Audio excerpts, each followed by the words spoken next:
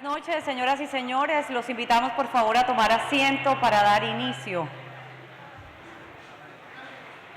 Muchas gracias.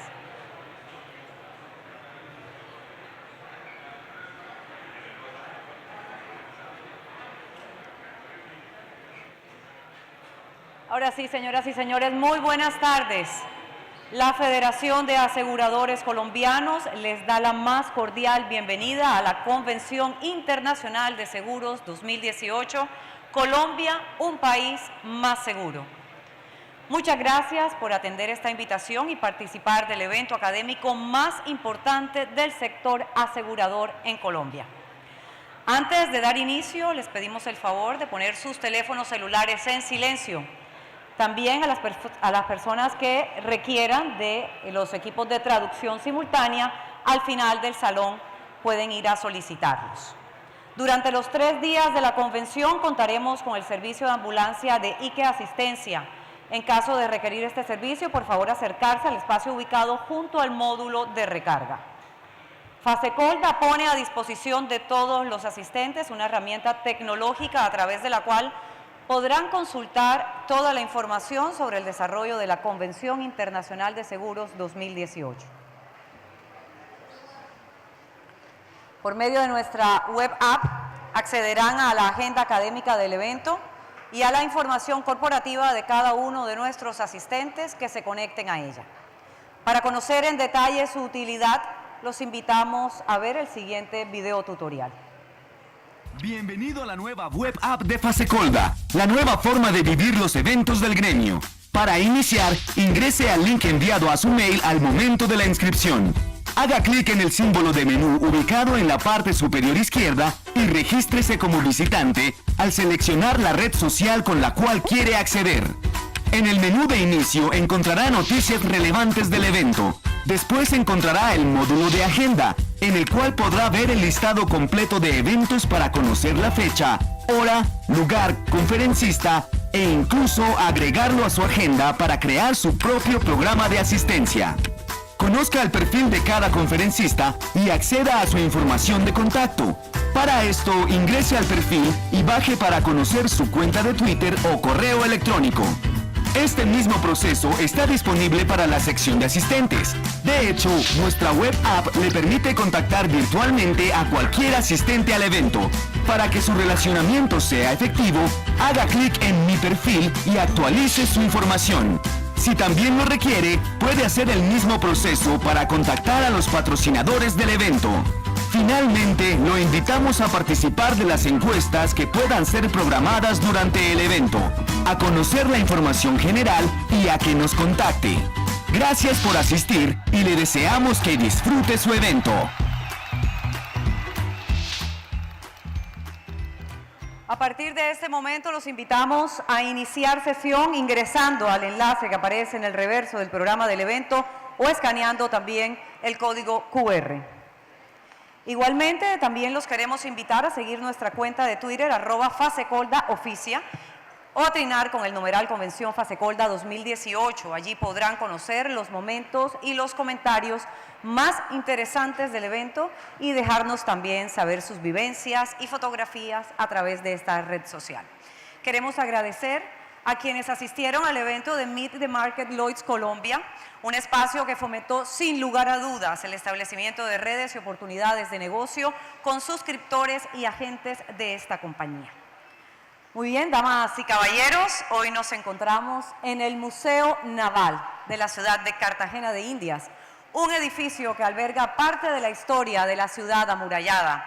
Conserva intacta la estructura arquitectónica del siglo XVII, de la que sería sede el primer colegio de la Compañía de Jesús en América a finales del siglo XVIII y permite ver el diseño arquitectónico neoclásico del siglo XX del lugar que albergó el primer batallón de infantería de marina de nuestro país. Ahora sí, entremos en materia. El sector asegurador, como actor fundamental en el desarrollo del país, tiene la responsabilidad de identificar y de abrir la discusión pública sobre los temas de mayor interés para los colombianos. Dada la coyuntura económica y política del país, en esta oportunidad, la agenda académica ha sido diseñada para analizar desde diferentes puntos de vista temáticas que resultan de gran relevancia para el sector asegurador, tales como son los planes de acción en materia de desarrollo e infraestructura, cómo hacerle frente a la problemática de salud pública generada por la accidentalidad vial, las bases de Plan Nacional de Desarrollo, la supervisión y regulación de la industria y las perspectivas políticas de América Latina, entre otros. Invitamos a continuación al doctor Jorge Humberto Botero, presidente ejecutivo de Fasecolda, a que nos acompañe en el escenario principal y se dirija a todos ustedes. Bienvenido, doctor Botero.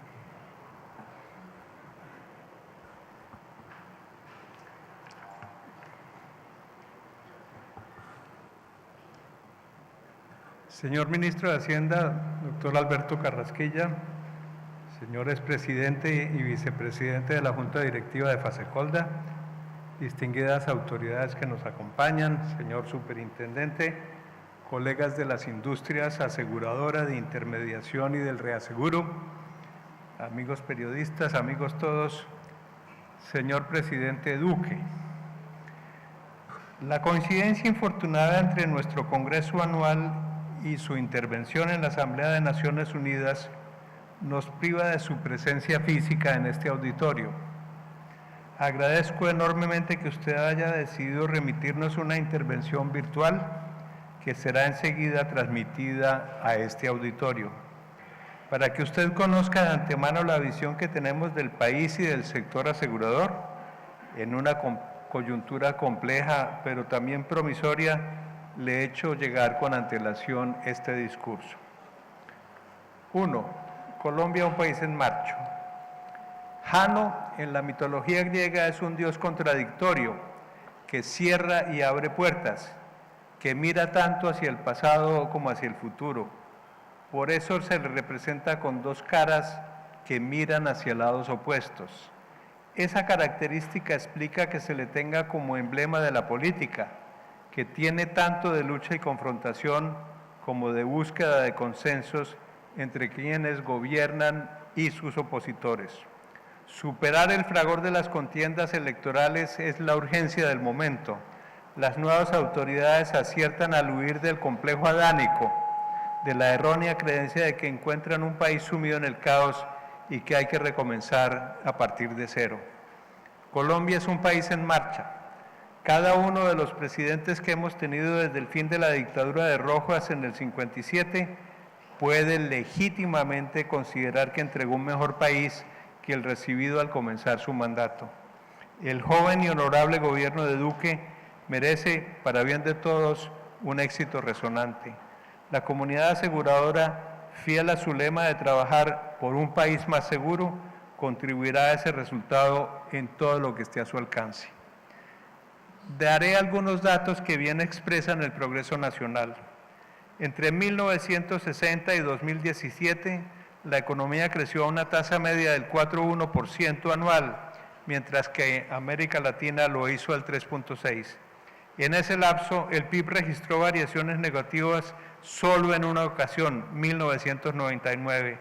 Por el contraste, el de la región se contrajo en 5 ocasiones. Entre 1945 y 2017, el ingreso per cápita se multiplicó por 5. Pasamos de ser un país pobre a uno de ingresos medios. La expectativa de vida al nacer, que al comenzar el siglo XX no llegaba a los 40 años, hoy supera los 74.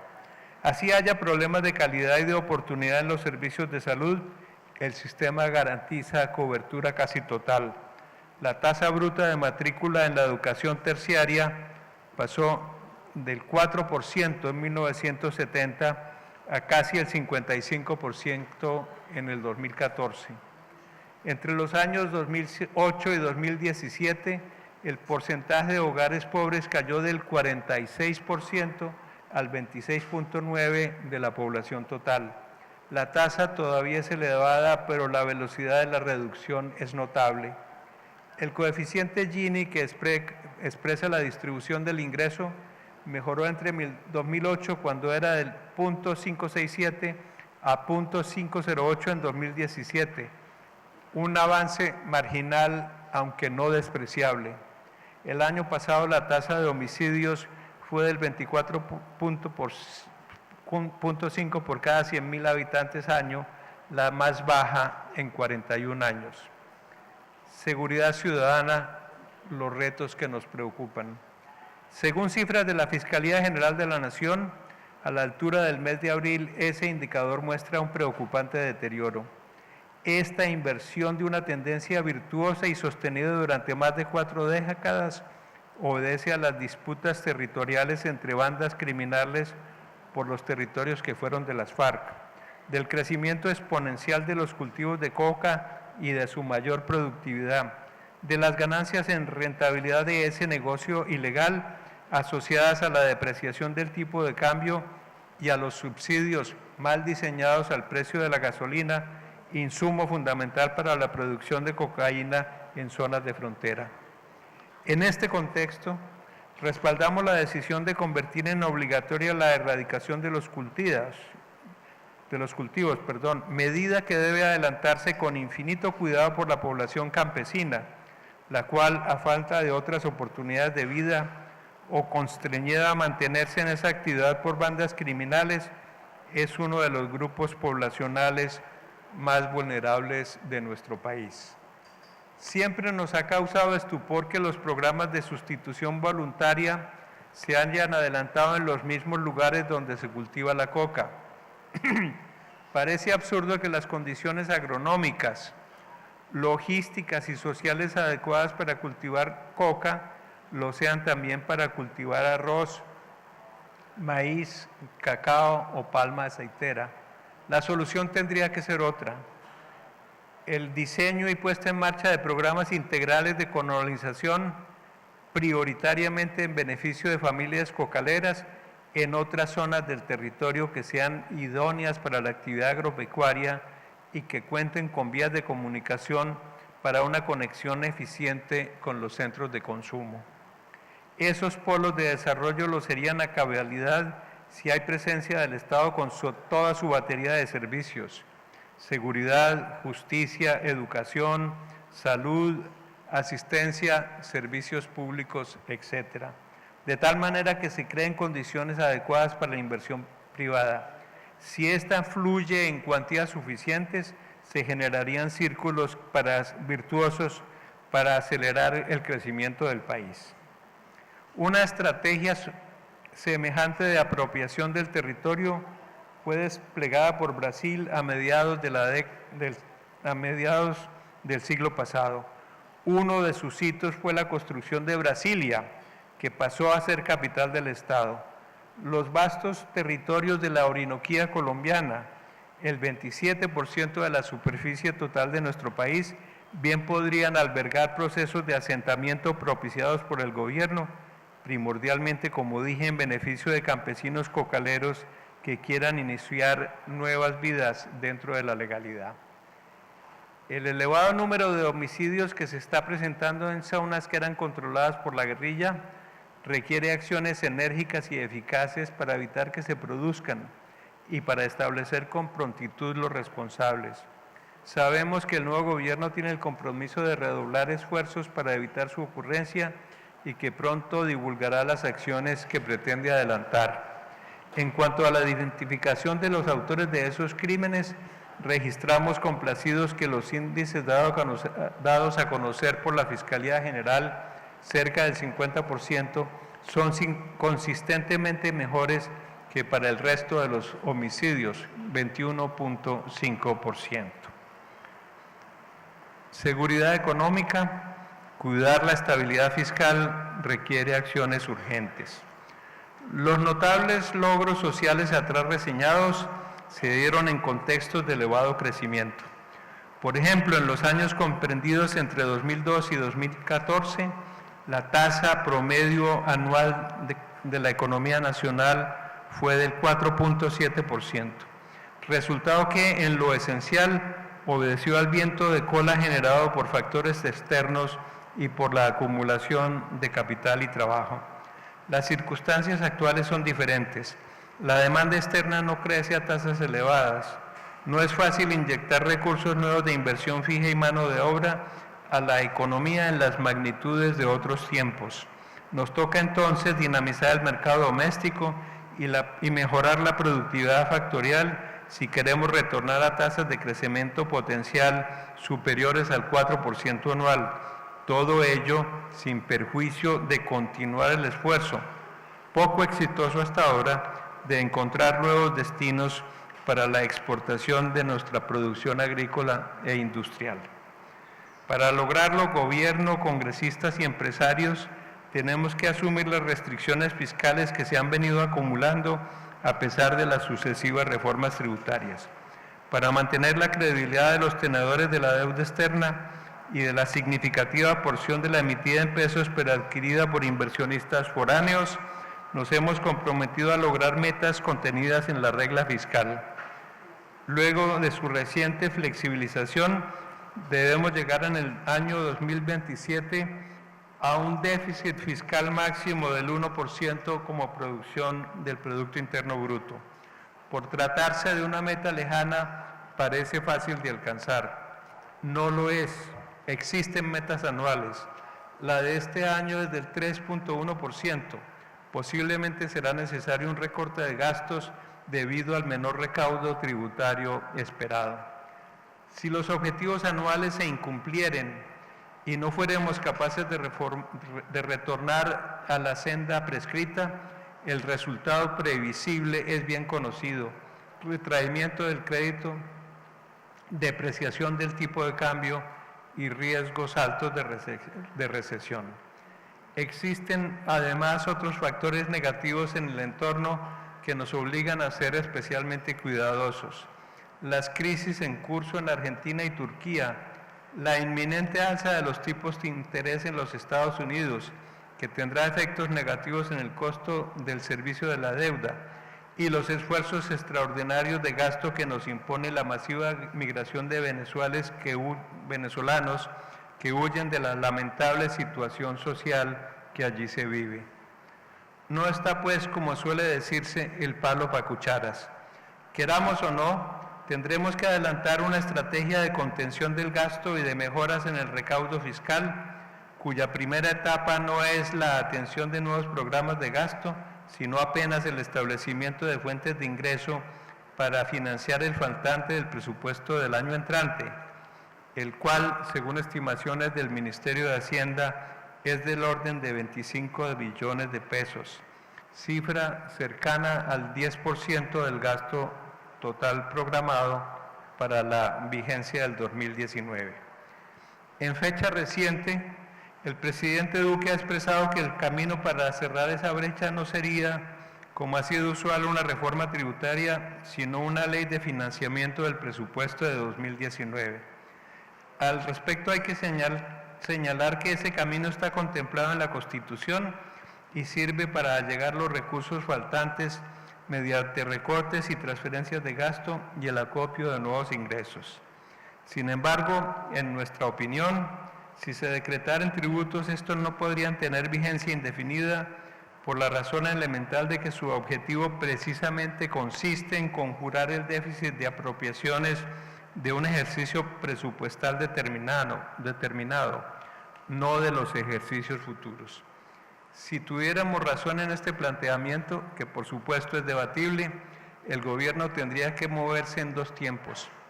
En el primero, que deseablemente debería concluir este año para resolver la situación del presupuesto del 2019. Y en el segundo, para someter al Congreso una reforma tributaria que tenga vocación de permanencia. Atender en momentos diferentes lo urgente y lo estructural nos parece una opción interesante. Sea de ello lo que fuere, mencionaremos un conjunto de políticas que consideramos relevantes, casi todas ellas provenientes de las comisiones de ingresos y gastos en buena hora convocadas por la pasada administración. La rigidez del gasto es excesiva y por ese motivo su eficiencia es baja en muchos casos. El gasto público en Colombia es de los más inflexibles en la región. Es preciso dotarlo de flexibilidad. Diferentes estudios demuestran que el fraude a los programas sociales del gobierno es elevado. Los colados en el CISBEN y la corrupción con los recursos de la alimentación escolar ilustran la magnitud del problema. Urge combatir esa anomalía.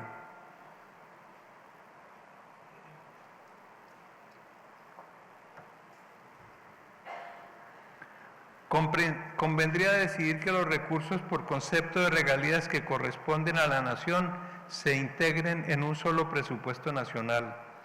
El gobierno central tiene un portafolio de inversiones de enorme tamaño que abarca entidades en los sectores petroquímico, transporte de hidrocarburos, energía, telecomunicaciones, finanzas, transporte aéreo, entre otros. Para todas estas actividades podría haber capitales privados disponibles. Una política de movilización de activos permitiría generar recursos cuantiosos para invertir en sectores estratégicos que no atienden los particulares, reducir la deuda pública y potenciar el crecimiento de la economía. Si bien la progresividad de los ingresos fiscales debe ser tenida en cuenta, lo que importa en mayor medida es la situación después de transferencias directas a los beneficiarios del gasto social. Vía la focalización del gasto en los pobres, la regresividad del ingreso se atenúa o desaparece. El recaudo del impuesto al valor agregado es bajo en términos comparativos, incluidos países como Bolivia, cuya informalidad es también elevada. La estructura vigente de exclusiones, excepciones y pluralidad tarifaria puede ser la causa de ese resultado negativo. Cuando las tarifas a la renta empresarial son excesivas, se pierde capacidad frente a los competidores externos y por ende se desalienta la generación de empleo en la industria y el agro. El Congreso tiene la potestad de decidir que las tarifas de determinados impuestos se reduzcan en futuras vigencias bajo la condición de lo que suceda con variables tales como el incremento del recaudo en fechas específicas de corte. Los beneficios tributarios de todo tipo, en fin, en la medida en que reducen el recaudo, constituyen modalidades de gasto público. Por eso deberían ser temporales y computadas en el presupuesto nacional. Seguridad jurídica, recuperarla es un reto de enormes proporciones. Una de las innovaciones trascendentales de la Carta del 91 consiste en la acción de tutela, la cual fue concebida como un instrumento judicial extraordinario para obtener la protección de los derechos fundamentales violados o amenazados por autoridades públicas y en ciertos casos por sujetos particulares. Bondadosa como es esta institución, con el correr de los años se ha desnaturalizado casi por completo. Hoy no se sabe con certeza cuáles son esos derechos fundamentales, mientras en el texto constitucional era claro que ellos solo se predican de las personas físicas, ahora se acepta que las jurídicas también los tienen. A través del perverso expediente de las tutelatones, se la ha convertido en un mecanismo idóneo para lograr la intervención de los jueces en pro de algunos dirigentes políticos. Su carácter extraordinario ha desaparecido y es hoy un instrumento que se usa con libertad dentro de los procesos judiciales ordinarios. Por este motivo, el principio de cosa juzgada ha quedado seriamente restringido. Siempre se podrá introducir una tutela, incluso contra fallos de tutela, para prolongar los litigios. Sentencias recientes de las altas cortes han establecido que los ríos Amazonas y Atrato son titulares de derechos fundamentales, los cuales pueden ser, por lo tanto, susceptibles de acción de tutela. Si esta absurda jurisprudencia prospera, todos los jueces de la República, en su condición de jueces de tutela, podrán tomar sin limitación alguna decisiones en asuntos ambientales y de regulación de usos del suelo, desplazando y subordinando a las entidades competentes en los ámbitos nacional y territorial. Si por la vía de una sentencia de tutela se pueden romper las estructuras del Código Civil sin justificación alguna, las normas legales vigentes, todas ellas, son meros referentes no vinculantes para los jueces. El sector asegurador padece con singular virulencia la inestabilidad normativa derivada de las decisiones tomadas por las Cortes con relación a los contratos de renta vitalicia y protección contra los riesgos de invalidez y muerte de los cotizantes a la seguridad social en su módulo de capitalización. En ambos casos, el asegurador asume compromisos de largo plazo que para él resultan inmodificables.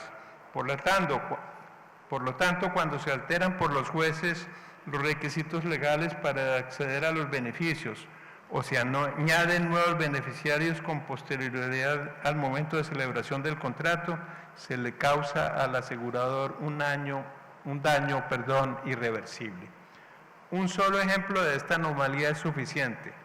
Mientras que el concepto de hijo en la legislación civil refiere a la persona que ha sido engendrada por otra o a quien mediante un procedimiento riguroso ha sido adoptado, un fallo reciente sostiene que esa noción debe entenderse en un sentido amplio para incluir como beneficiarios a los hijos naturales, adoptivos y de crianza por asunción solidaria de paternidad. El efecto acumulado de decisiones como estas, en muchos casos de efecto retroactivo, ha causado la práctica desaparición de esos valiosos amparos. En sus presentaciones en este mismo Congreso, dos ilustres juristas, Arturo Solarte y Luis Jaime Salgar, propondrán fórmulas para reconducir la acción de tutela por los cauces previstos en la Constitución. Otra afrenta grave a la seguridad jurídica proviene de decisiones adoptadas recientemente por la Contraloría General que resultan en pugna con el principio de confianza legítima, el cual sirve para proteger a empresas y ciudadanos frente a modificaciones intempestivas o injustificadas que adoptan las autoridades o contra los cambios en la interpretación de normas que inveteradamente han sido entendidas de una cierta manera por la comunidad aseguradora, la propia Contraloría y la Superintendencia Financiera. Esperamos que con la prudente intervención del Contralor General Carlos Felipe Córdoba y del Ministro de Hacienda Alberto Carrasquilla sea de nuevo claro lo que siempre ha debido ser, que las compañías de seguros son garantes de los responsables fiscales bajo las precisas condiciones establecidas en los contratos respectivos. De ello depende que puedan reabrirse los mercados de seguros y reaseguros de cumplimiento y responsabilidad civil que protegen al Estado y a las empresas estatales. Impactos de la accidentalidad vial en la salud pública y en el aseguramiento de los riesgos que ella genera. En este mismo certamen, el viceministro de Salud pondrá de presente la gravedad del problema de salud pública derivado de la elevada y creciente accidentalidad vial y de la estrategia que el nuevo gobierno desarrollará para atenuar este flagelo. Asimismo, un experto designado por el BID se ocupará de exponer las mejores prácticas internacionales para mitigarlo. Ese es uno de los ejes de la política que debe adelantarse. El otro consiste en fortalecer la alianza entre el Estado y la industria para disminuir esa accidentalidad y garantizar, conjuntamente con el sector de la salud, una atención oportuna y de buena calidad a las víctimas de los accidentes que ocurran. Unas pocas cifras son suficientes para poner de presente el impacto social de esta problemática. El año pasado perdieron la vida 5.458 personas y alrededor de 690.000 resultaron lesionadas. justamente para cuantificar el valor económico de los gastos en salud derivados de este flagelo y sus repercusiones en el largo plazo, Fasecolda ha elaborado un estudio riguroso que será difundido en esta misma convención. Como primer aspecto, la prevención de los accidentes tiene que ser una prioridad en la agenda gubernamental. Algunos de sus elementos son los siguientes: revisar el estado de las vías actuales y el diseño de las que se construyan en el futuro para que se garanticen elevados patrones de seguridad. Adoptar requisitos rigurosos para autorizar el funcionamiento de escuelas de conducción. Verificar con mayor rigor las condiciones de idoneidad de quienes aspiren a obtener o renovar licencias para conducir. Particular atención merecen los motociclistas, que es el segmento de la población más expuesto a este riesgo. Someter a estricto reentrenamiento a los conductores que se vean involucrados en accidentes de tránsito. Establecer acciones enérgicas para combatir la evasión, conducta que genera una enorme carga financiera sobre el sistema público de salud y que permite a conductores irresponsables transferir a la sociedad las consecuencias del daño social que causan. Sobre este último punto debo señalar que en la actualidad la evasión es cercana al 42% de los vehículos en circulación. El uso de las tecnologías de la información permite detectar con facilidad a los evasores. Al obligarlos a cotizar, se recuperarían para el Sistema General de Salud recursos que podrían superar el billón de pesos anuales. El segundo aspecto que es preciso tener en cuenta es el de la estructura tarifaria de este seguro, que ha sido definida por la Superintendencia Financiera en función de las características de los vehículos amparados.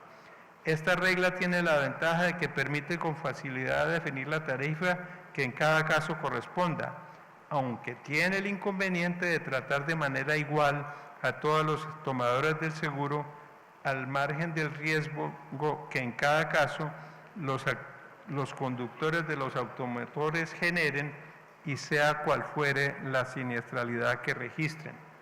El tercero, que la tarifa media implícita tiene que ser suficiente para garantizar la sostenibilidad a largo plazo del sistema, cuestión que año tras año verifica la superintendencia. Sin embargo, como la tarifa de motos es insuficiente para cubrir el riesgo que genera este segmento, el régimen existente estableció un mecanismo de subsidios cruzados. Los propietarios de vehículos de 4 ruedas o más pagan primas superiores a las que les corresponderían. Si no existieran estos subsidios y dada la alta tasa de accidentalidad de las motocicletas, la tarifa para este contingente tendría que ser sustancialmente mayor. En este contexto, resulta indispensable hacer referencia a la iniciativa presentada por distinguidos parlamentarios consistente en establecer un seguro obligatorio de responsabilidad civil derivada de accidentes de tránsito. Como el SOAT es un seguro de salud y sus finanzas se encuentran en situación de equilibrio parcial, no podrían usarse sus recursos para financiar una nueva cobertura. Sería menester, por lo tanto, dotarlo de recursos propios, los cuales tendrían que ser establecidos con fundamento en sólidos estudios técnicos. Si bien otros países más avanzados que el nuestro han implementado este nuevo tipo de amparo, el Congreso tendría que examinar bien si este es el momento adecuado para hacerlo en Colombia. Nuestros renovados compromisos con el Gobierno Nacional. Quiero anotar que la industria ha venido acompañando el desarrollo de los proyectos de infraestructura vial de la pasada administración y que tenemos la firme decisión de continuar haciéndolo durante este cuatrenio. Igualmente hemos participado activamente y lo seguiremos haciendo en las discusiones de la reforma pensional que con urgencia requiere Colombia. Conscientes de que los seguros previsionales y de rentas vitalicias son indispensables en los sistemas o pilares basados en la técnica de capitalización de aportes. Nos ponemos a disposición del gobierno para operar el denominado piso de protección social en el contexto de una reforma del sistema de beneficios económicos periódicos, BEPS. Tenemos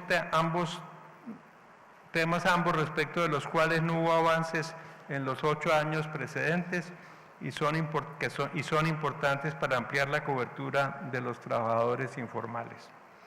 Anhelamos continuar en el proceso de expandir las coberturas de los riesgos propios del campo con productos idóneos para los segmentos campesino y empresarial.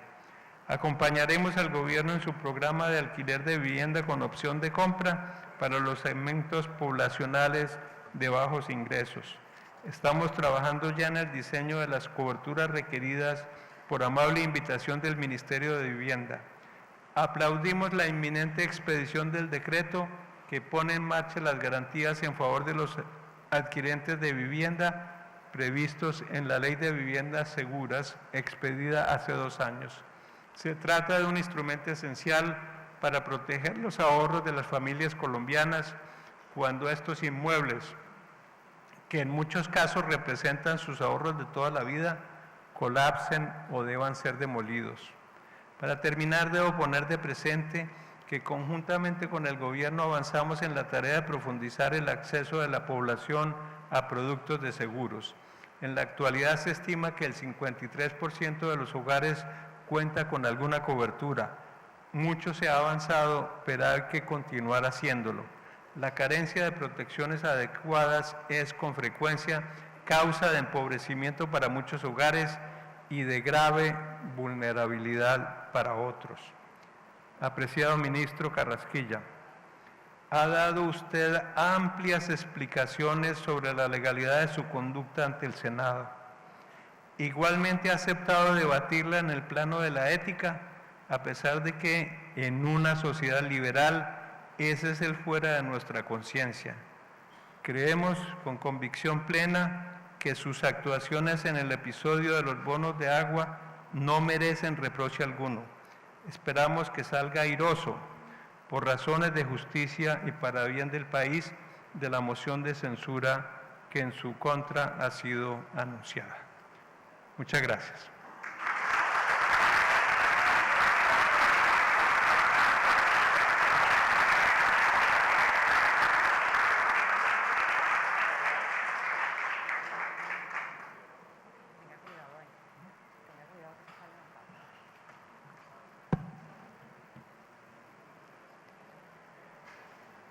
Muchas gracias a usted, doctor Botero, por sus palabras. Como también lo manifestó el doctor Botero, el señor presidente de la República, el doctor Iván Duque, lamenta el no poder acompañarnos en esta ocasión.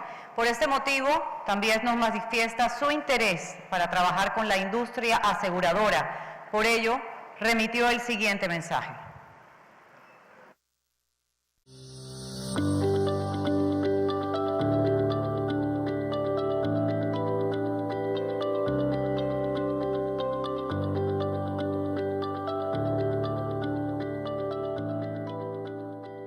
Saludo con afecto a los agremiados de la Federación de Aseguradores Colombianos, a su presidente ejecutivo, el doctor Jorge Humberto Botero, y a los invitados nacionales e internacionales que participan en esta Convención Internacional de Seguros. Esta es sin duda una cita importante a la que me hubiera gustado asistir, pero aunque no pude hacerlo por compromisos internacionales, le agradezco a Fasecolda regalarme este espacio para enviarles este mensaje. Lo primero que quiero decirles es que reconozco la ganancia de doble vía que nos representa trabajar unidos a ustedes y a nosotros. Para ustedes es importante que haya buenos niveles de crecimiento económico para alcanzar la madurez del mercado, y para nosotros es importante que a ustedes les vaya bien para que contribuyan al desarrollo de Colombia.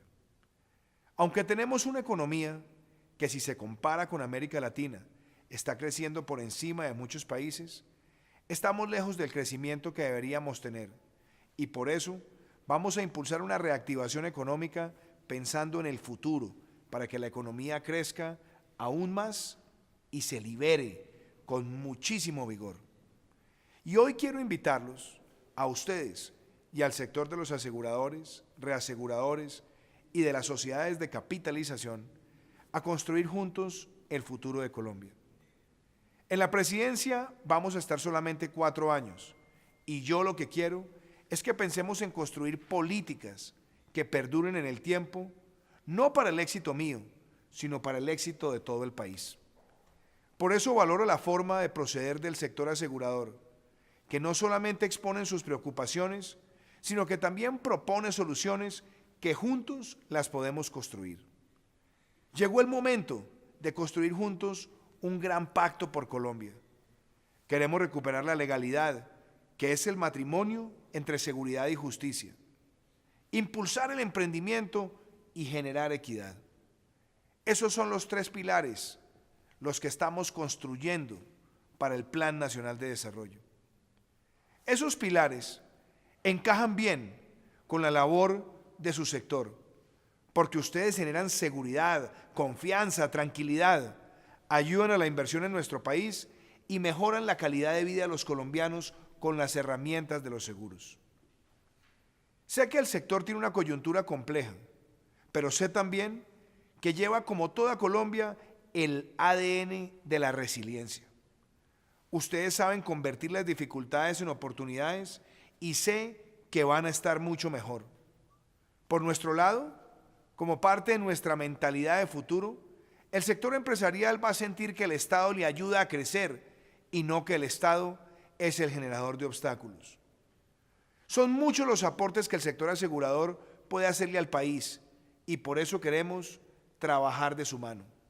Colombia necesita una buena infraestructura y eso es posible tenerlo si existen instrumentos de aseguramiento que facilitan la culminación de obras ante la materialización de riesgos implícitos.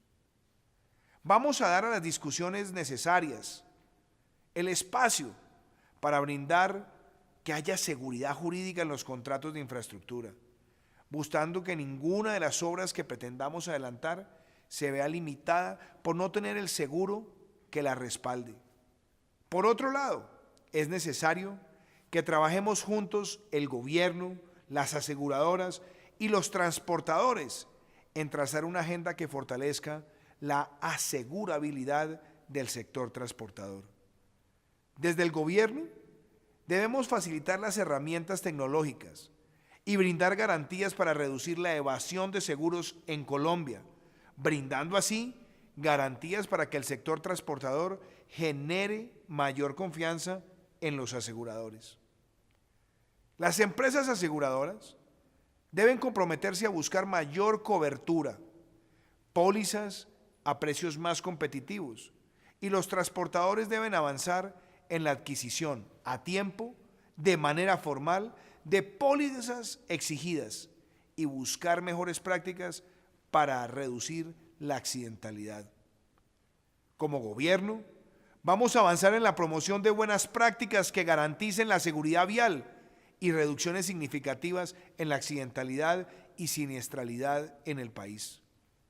Además, promoveremos la formalización del sector de transporte para ampliar la base asegurable, garantizando la protección de la actividad y el patrimonio de los transportadores. Por otra parte, hay que buscar un sistema pensional equitativo, sin afectar derechos adquiridos ni expectativas próximas.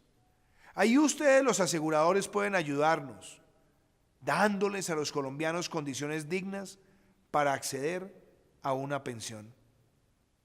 Necesitamos dinamizar el mercado de rentas vitalicias, eliminando obstáculos que han llevado a que en los últimos años los colombianos migren al retiro programado. Vamos a generar los espacios para encontrar soluciones a esta problemática.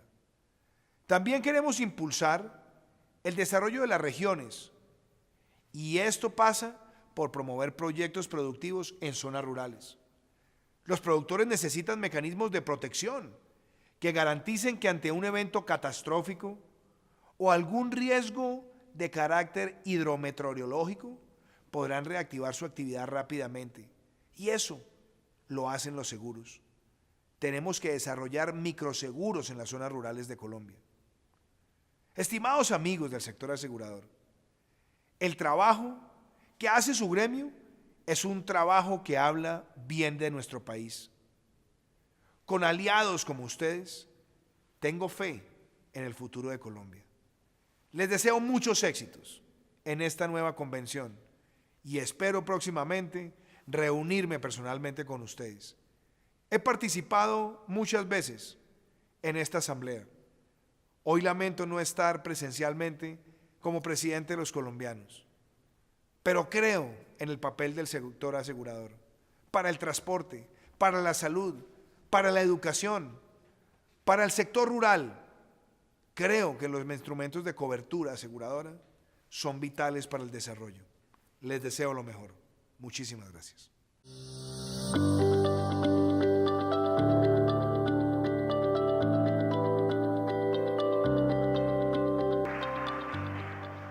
Retomar la senda de crecimiento sostenible y avanzar en el saneamiento de sus finanzas públicas son los retos del nuevo gobierno.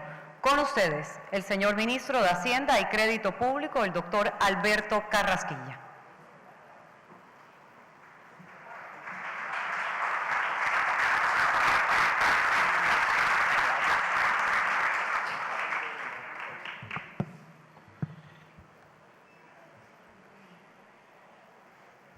Bueno, muy buenas tardes, noches.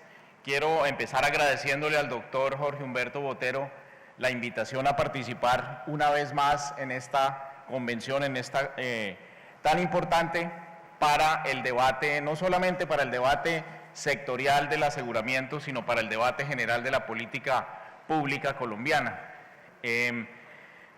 Yo he estado aquí en otras ocasiones y la he disfrutado y aprendido enormemente. He visto la agenda, los temas que se van a discutir y me parece igualmente interesante de lo que ha sido siempre y espero con mucha anticipación los resultados de las discusiones, de las presentaciones y los debates que se van a llevar a cabo este par de días. Yo quiero empezar, obviamente, haciendo un recorrido por la situación fiscal del país. Quiero expresar los lineamientos de lo que es la respuesta que hemos diseñado ante la situación fiscal que enfrentamos. Quiero dividir esa explicación en un capítulo que yo llamaría la fotografía y en otro capítulo que yo llamaría la película. La situación fiscal colombiana es bastante complicada, es bastante difícil. Nuestros indicadores de endeudamiento, que es la manera como debemos medir la dificultad o no de la situación fiscal, no es fácil. Tenemos unos indicadores de deuda pública elevados. Dentro de esa contabilidad de la deuda pública no están incluidas obligaciones adicionales. Me refiero, por ejemplo, al tema de las vigencias futuras que han sido emitidas por sucesivos gobiernos y que hoy son una obligación de pago, por ejemplo, en el sector de infraestructura, pero también en otros sectores. A las cifras de deuda explícita que está en los libros del gobierno nacional o del sector público en su conjunto, se le deben sumar esas obligaciones de pago, me parece a mí. En segundo lugar están el tema de la salud. El Estado debe unos dineros a las aseguradoras del sistema de salud. Las aseguradoras del sistema de salud, a su vez, le deben esos recursos a los prestadores de la salud de nuestro país. Y en la medida en que no se está reconociendo, no se están haciendo los pagos, eso tiene que ser entendido como una deuda adicional. Hay cálculos que oscilan entre los 5 billones de pesos y los 10 billones de pesos que le debemos sumar a las cifras anteriores. También tenemos una serie de sentencias judiciales perfectamente ejecutoriadas, inapelables, que están explícitamente reconocidas como tales, pero que no aparecen dentro de los números de endeudamiento. Tenemos que pagar esas sentencias judicializadas, esas sentencias ejecutoriadas, y la suma de esos recursos son otros 5 o 6 billones de pesos, con el agravante de que son deudas extremadamente caras. Entonces tenemos una situación, una fotografía complicada, tenemos unos indicadores de deuda que si sumamos todo con todo, supera ampliamente el 50 o 55% del PIB fácilmente. y eso afecta nuestra capacidad de maniobra sin lugar a dudas. Una mala foto o una foto bastante regular. En el tema presupuestal, nosotros en el corto plazo tenemos que resolver un problema de un faltante y les quiero explicar que el presupuesto que se discute en el primer año de gobierno es el presupuesto más complicado de todos, porque un gobierno entrante hereda, por decirlo así, unos lineamientos presupuestales presentados por el gobierno anterior. Entonces, cuando entra el gobierno nuevo, inicia el debate presupuestal con un texto, unos números, unos supuestos, unas aproximaciones que son de cierta manera heredados. Con base en ese presupuesto se inician los primeros debates en el Congreso de la República y es necesario empezar a hacer las modificaciones del caso y encontramos que en esta ocasión el presupuesto estaba perfectamente financiado, por decirlo de alguna manera, pero muchos de los programas, en el supuesto de que estuviera el presupuesto financiado, quedaban completamente desamparados.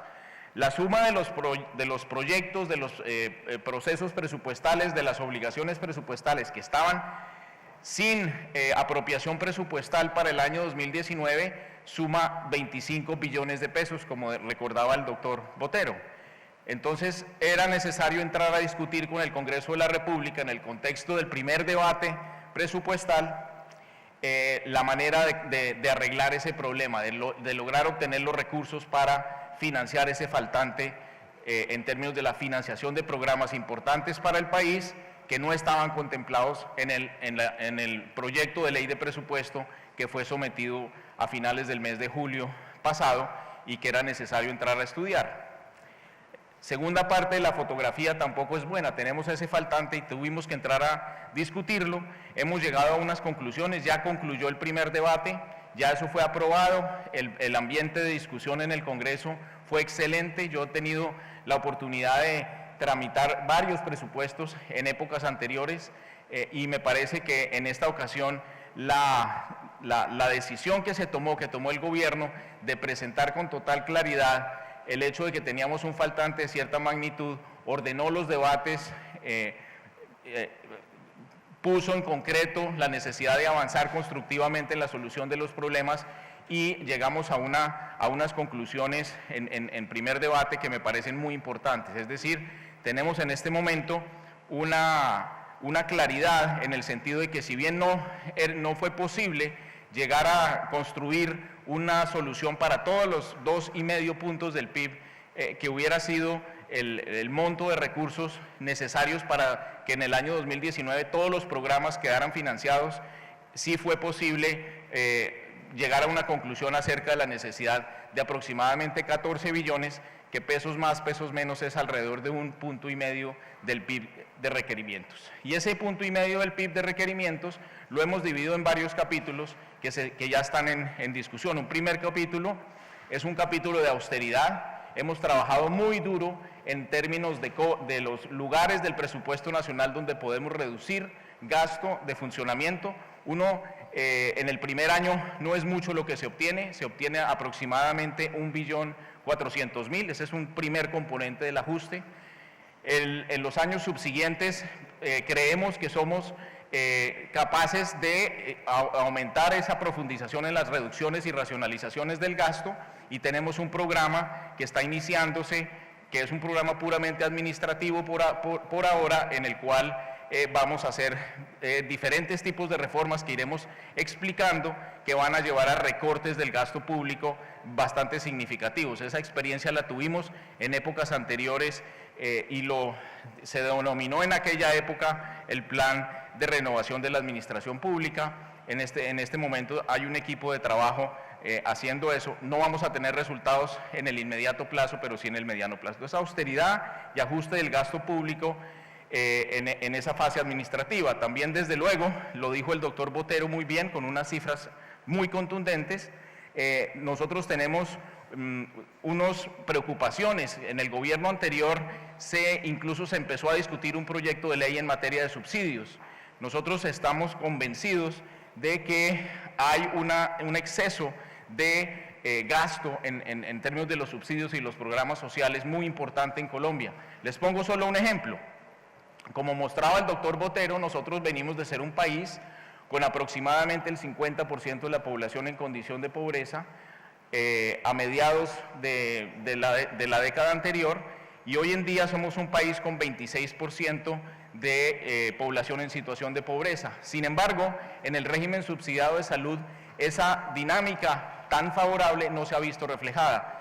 Tenemos al 50% de la población en condición en el régimen subsidiado de salud, siendo que dinámicamente somos un país que está deshaciéndose con lentitud, pero sistemáticamente de la pobreza. Este es solamente un ejemplo, y no quiero empezar a hablar de los diagnósticos que tiene la Comisión del Gasto Público, ni las exposiciones de motivos que tenía el gobierno cuando iba a presentar su ley de reforma a los subsidios. Entonces, ese primer capítulo tiene componentes de muy corto plazo, que son reformas o reducciones de gasto que van a ser difíciles, y ya recibo muchas llamadas no amables en el sentido de ese recorte del primer año.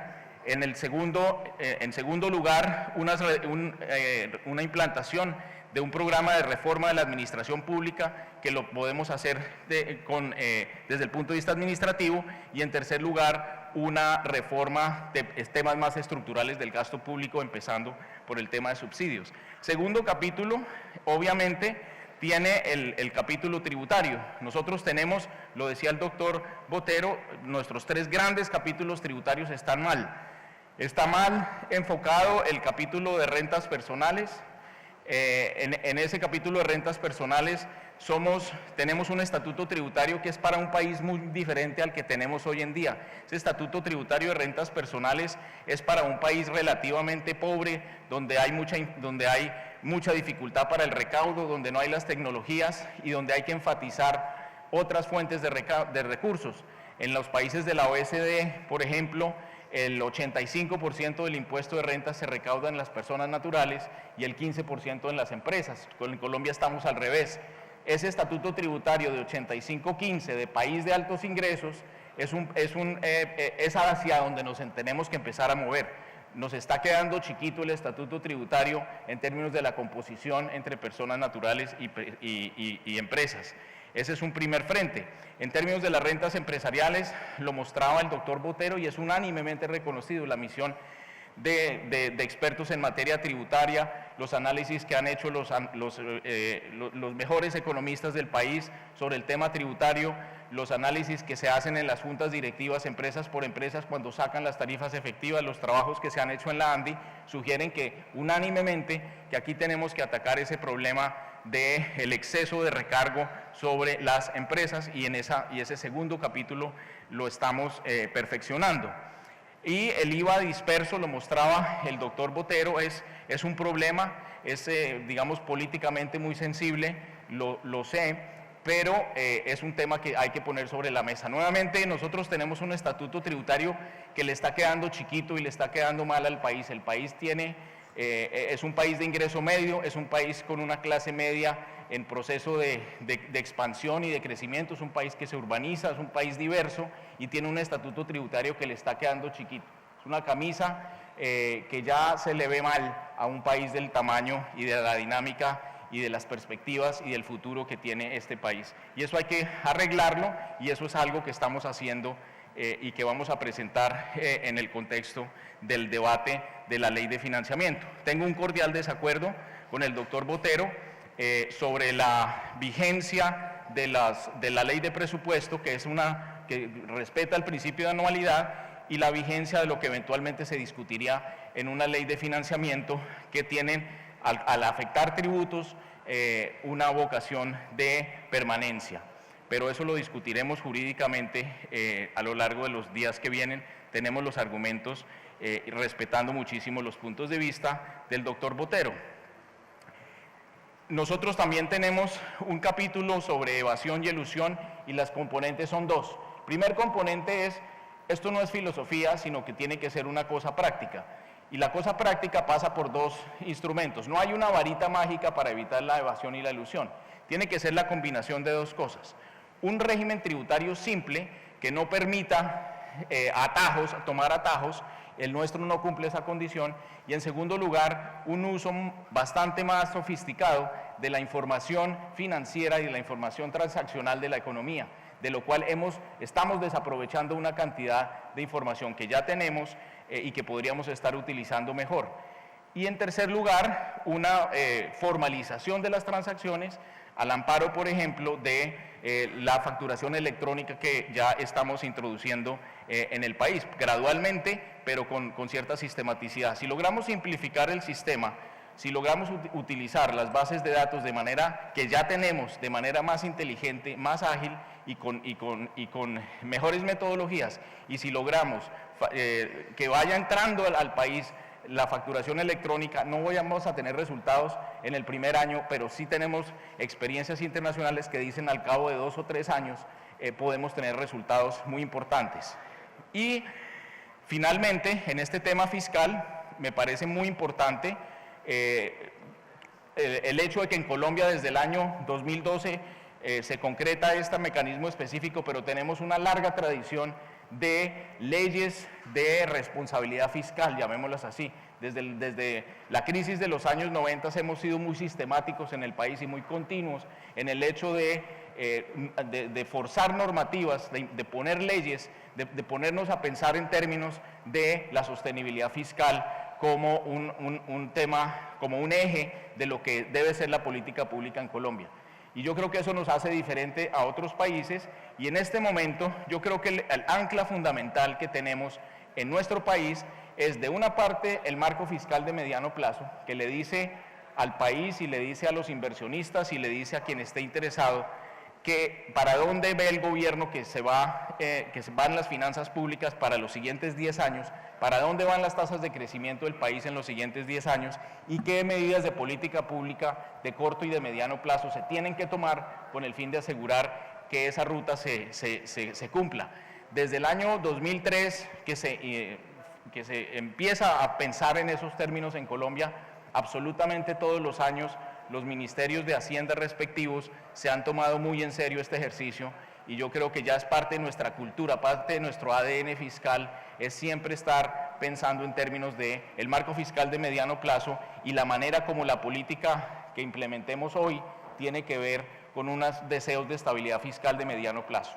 A eso se le suma el segundo componente, que es la regla fiscal. Este gobierno está absolutamente firme en el sentido de que la regla fiscal se tiene que cumplir. La regla fiscal tiene que seguir siendo el ancla que guía la orientación de la política tanto de tributación como de gasto público hacia adelante. Y el gráfico que mostraba el doctor Botero es un gráfico que tiene que estar metido en la médula del Ministerio de Hacienda, en el sentido de que para allá tenemos que ir, no obstante las dificultades y no obstante las posibilidades de corto plazo, las tentaciones de corto plazo, los cantos de sirena de corto plazo. Tenemos que tener esa tendencia y esa regla fiscal como nuestra ancla. Nosotros entonces vamos a estar en la agenda legislativa muy metidos en la segunda parte del debate presupuestal, en el debate de la ley de financiamiento, que va a tener esos capítulos que les he narrado, y ahí sí se nos van a ir los siguientes meses. En el mes de octubre tenemos que introducir un proyecto de ley muy importante, que es el presupuesto bianual de regalías, más adelante, en el mes de febrero, tenemos que introducir, como lo decía el presidente de la República, el plan de desarrollo, para lo cual ustedes van a escuchar más adelante a la doctora Gloria Alonso discutir lo que llamamos las bases del plan, y ella les va a mostrar detalladamente hacia dónde va a ir esa reflexión de mediano plazo en el país. Esa es la agenda económica inmediata, pero no podemos olvidar, como lo decía el doctor Botero, el tema fundamental pensional y el tema fundamental de regalías. Yo no me quiero referir a las reflexiones de regalías porque eso vendrá un poco más adelante. Me quiero referir al tema pensional. Y en el tema pensional yo estoy muy preocupado porque los debates pensionales parecen que hacen caso omiso de un tema que a mí me parece fundamental, y es el tema de la cobertura. Nosotros tenemos hoy en día un 75% de la población en edad de estar jubilada sin ningún tipo de amparo pensional, 75% de la población, primer número. Segundo, tenemos una tendencia demográfica que dice, eso no se va a hacer un problema más chiquito, eso va a ser un problema más grande si no hacemos algo ya.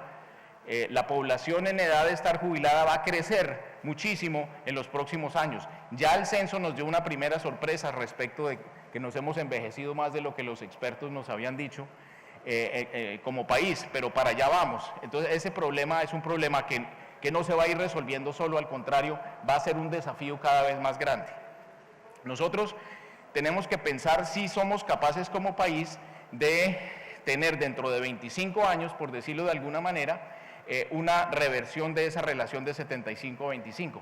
Y la única solución que puede tener el país a eso es la formalización de las actividades laborales, la implementación de una cultura del ahorro, etcétera, etcétera, de tal manera que las personas que dentro de 25 años entren a estar en edad de jubilación tengan un amparo pensional, por lo menos se revierta la tendencia y sean 75% los que sí y 25% los que no.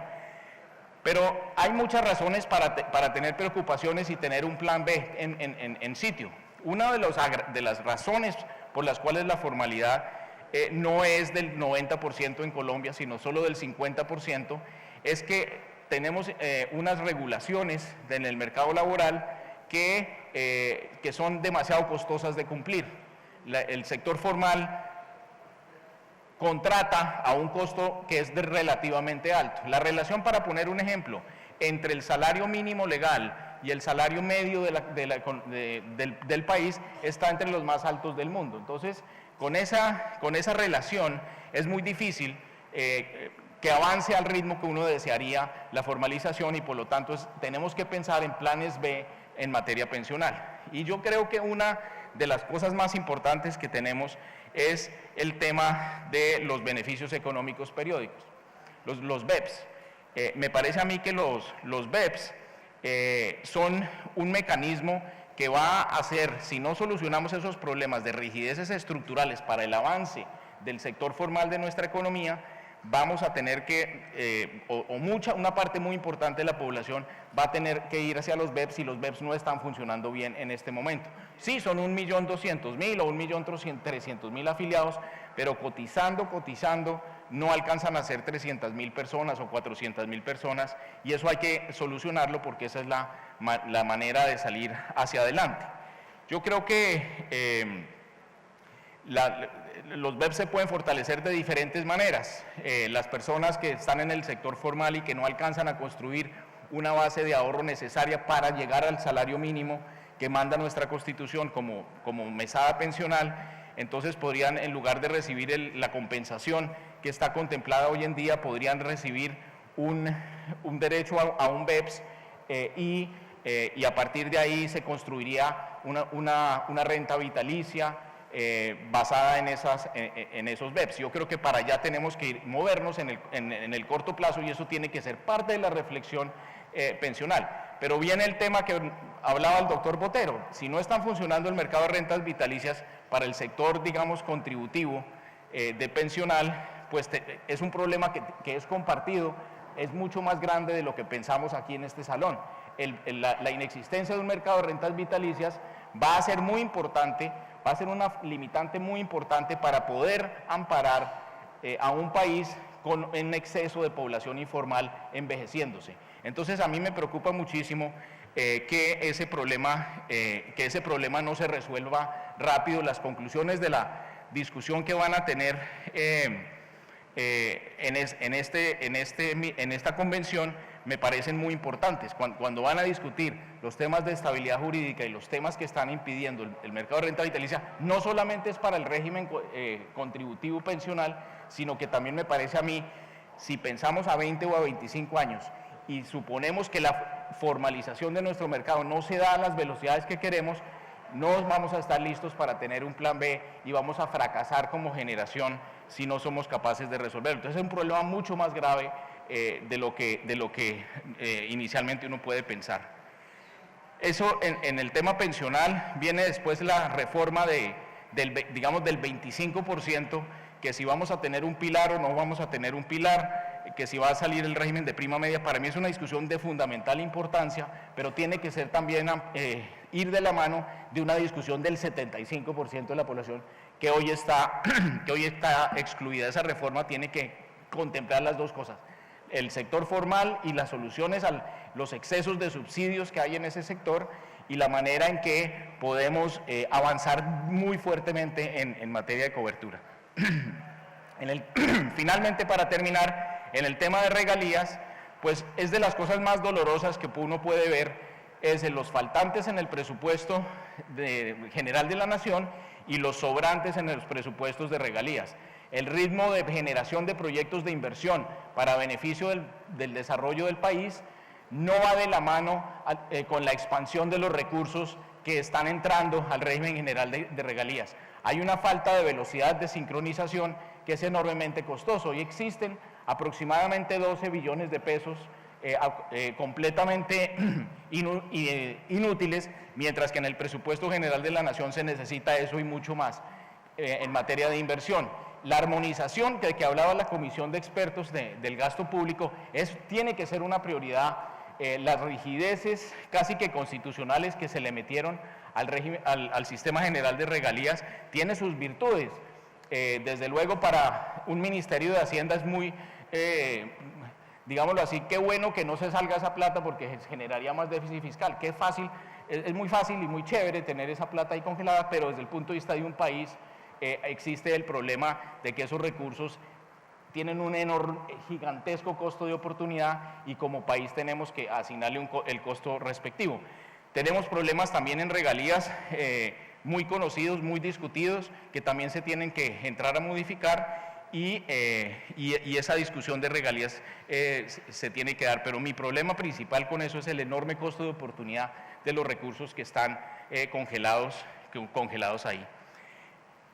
Síntesis, tenemos, digamos, recogiendo lo que he dicho, tenemos una fotografía un poco difícil en materia fiscal, pero una película que me parece a mí que es bastante promisoria, bastante constructiva, una serie de reformas en línea, una enorme dinámica en el Congreso de la República. Hemos trabajado muy bien en esas comisiones económicas con una gran armonía, una gran tranquilidad, una gran espíritu de cuerpo, digamos, en esas comisiones económicas. Yo creo que ha sido útil la manera de presentarlo, que es un enfoque que yo llamaría un enfoque como de ama de casa, que es, hay fuentes y hay usos, tenemos unas necesidades de terminar unos programas, unos gastos, unas obligaciones, pero tenemos que conseguir la plata para hacerlo.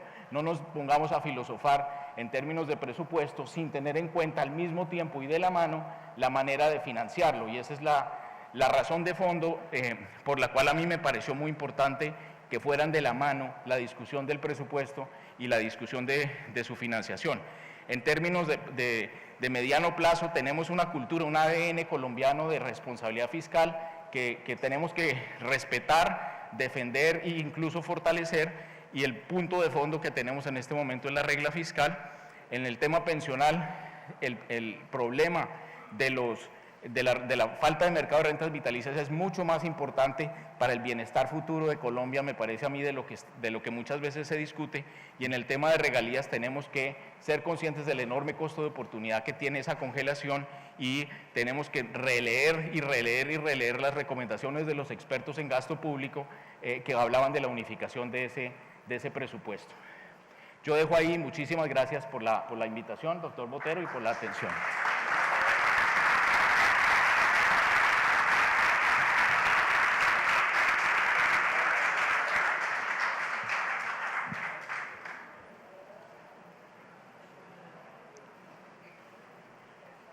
Muchísimas gracias a usted, ministro Carrasquilla, por su asistencia a la Convención Internacional de Seguros 2018.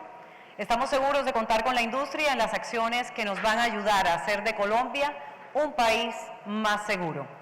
Señoras y señores, de esta manera hemos iniciado la Convención Internacional de Seguros 2018 y además hemos preparado una velada mágica para todos ustedes. Este año nuestro cóctel de inauguración es ofrecido por Fasecolda y además por 12 compañías reaseguradoras con oficina de representación en Colombia. Ellas son Liberty Mutual Insurance, Liberty Specialty Markets, Lloyd's Colombia Representative Office, Swiss Re, Markel International Insurance Company, AXA XL, Hanover Re, Score Oficina de Representación, Mitsui Mitomo, Terra Brasis, Star Companies y Munich Re. No olviden, por favor, compartir con todo el público asegurador a través de Twitter los momentos y los comentarios más interesantes de nuestra convención, mencionando nuestra cuenta en Twitter, Fasecolda Oficia, usando también el numeral Convención Fasecolda 2018. Les pedimos el favor, por cuestiones de seguridad, portar en todo momento su escarapela. Si la han olvidado en algún momento, se pueden acercar al stand para reemplazarla. Gematur, nuestra agencia de viajes, ha dispuesto un transporte que los llevará de regreso al Hotel Hilton esta noche a partir de las 10:30 de la noche. Mañana nuestra agenda académica comenzará a las 8:30 en punto de la mañana, el registro a partir de las 7:30 de la noche. Antes de que se vayan, los queremos invitar a que nos acompañen en el cóctel que hemos organizado para ustedes. Queremos que nos acompañen al Baluarte San Francisco Javier, saliendo del Museo Naval, donde podrán disfrutar de una velada maravillosa, música en vivo, un cóctel para todos ustedes y, por supuesto, la magia de la heroica. Muchísimas gracias, muy buenas noches y que disfruten de Cartagena de Indias. Gracias.